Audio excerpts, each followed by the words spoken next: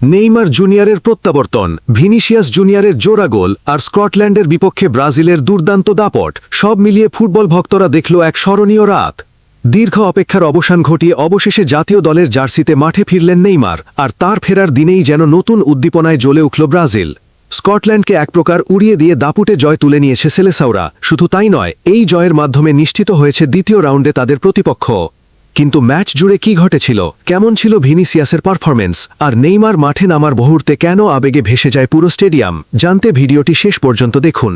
বিশ্বকাপের অত্যন্ত গুরুত্বপূর্ণ এই ম্যাচে মুখোমুখি হয়েছিল 5 বারের বিশ্ব চ্যাম্পিয়ন ব্রাজিল এবং ইউরোপের শক্তিশালী দল স্কটল্যান্ড। ম্যাচ শুরুর আগেই দুই দলকে নিয়েছিল ব্যাপক আলোচনা, তবে মাঠের খেলায় দেখা গেল একেবারেই ভিন্ন চিত্র। শুরু থেকেই বলের নিয়ন্ত্রণ নিজেদের দখলে রেখে আক্রমণাত্মক ফুটবল খেলতে থাকে ব্রাজিল। স্কটল্যান্ডকে কোনো সুযোগই দিতে চাননি ব্রাজিলিয়ান ফুটবলাররা।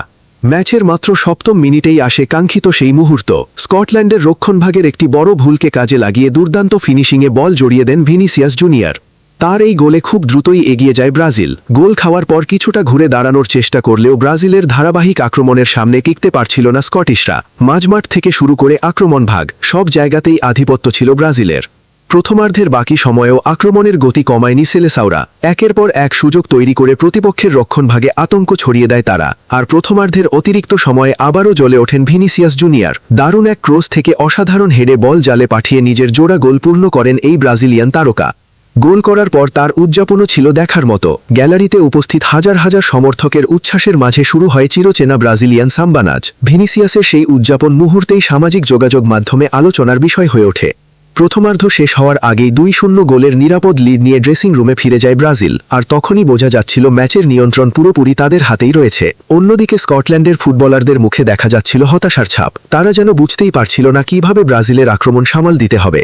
বিরতির পর মাঠে নেমে আরও আক্রমণাত্মক হয়ে ওঠে ব্রাজিল। যেন 2 গোলের লিডেও তারা সন্তুষ্ট নয়। দ্বিতীয়ার্ধের শুরু থেকেই প্রতিপক্ষের বক্সে একের পর এক আক্রমণ চালাতে থাকে সেলেসাওরা। স্কটল্যান্ডের রক্ষণভাগ তখন পুরোপুরি চাপে পড়ে যায়। গোলরক্ষককে বারবার কঠিন পরীক্ষার মুখোমুখি হতে হয়। অবশেষে ম্যাচের 60তম মিনিটে আসে ব্রাজিলের তৃতীয় গোল। দুর্দান্ত এক আক্রমণ থেকে বল পেয়ে নিখুঁত ফিনিশিংয়ে জালে পাঠিয়ে দেন কুনহা। তার এই গোলে স্কোরলাইন হয়ে যায় 3-0। গোল করার পর নিজের চিরচেনা উদযাপনে মেতে ওঠেন তিনি। পুরো স্টেডিয়াম তখন উৎসবের নগরীতে পরিণত হয়েছে। ব্রাজিল সমর্থকদের গান, নাচ আর উল্লাসে মুখর হয়ে ওঠে চারপাশ। 3 গোল পিছিয়ে পড়ার পর স্কটল্যান্ড কার্যত ম্যাচ থেকে ছিটকে যায়। তারা কিছু আক্রমণ গড়ে তোলার চেষ্টা করলেও ব্রাজিলের রক্ষণভাগ ছিল অত্যন্ত সংগঠিত, ফলে কোনোভাবেই ম্যাচে ফেরার সুযোগ তৈরি করতে পারেনি স্কটিশরা।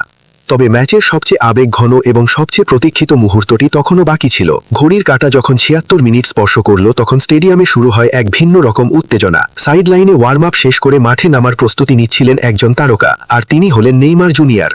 দীর্ঘ 981 দিনের অবসান ঘটিয়ে অবশেষে আবারও ব্রাজিল জাতীয় দলের জার্সিতে মাঠে নামেন নেইমার। মুহূর্তটির জন্য অধীর আগ্রহে অপেক্ষা করছিলেন কোটি কোটি ব্রাজিল সমর্থক। আর যখন চতুর্থ অফিসিয়ালের বোর্ডে নেইমারের নাম ভেসে উঠল, তখন পুরো স্টেডিয়াম যেন বিস্ফোরিত হল উল্লাসে। গ্যালারিতে উপস্থিত সমর্থকদের চিৎকার, হাততালি আর আবেগঘন প্রতিক্রিয়া প্রমাণ করে দেয় নেইমার এখনও ব্রাজিল ফুটবলের সবচেয়ে বড় ভালোবাসার নামগুলোর একটি।